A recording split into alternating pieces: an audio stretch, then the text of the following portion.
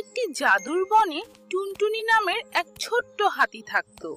সে সব সময় হাসি খুশি থাকতে ভালোবাসতো। হঠাৎ সে দেখলো একটি ছোট্ট রঙিন প্রজাপতি গাছের পাতার নিচে মন খারাপ করে বসে আছে। বন্ধু হাতি, বৃষ্টির পানিতে আমার ডানা ভিজে গেছে, আমি উঠতে পারছি না।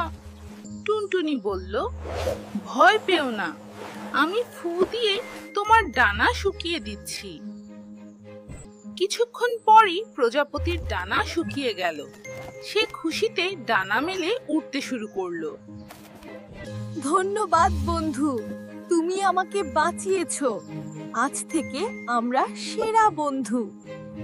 পায় কাউকে সাহায্য করলে নিজের মনেও অনেক আনন্দ পাওয়া যায়। দিয়াবে গল্পটি ভালো লাগলে সাবস্ক্রাইব করো।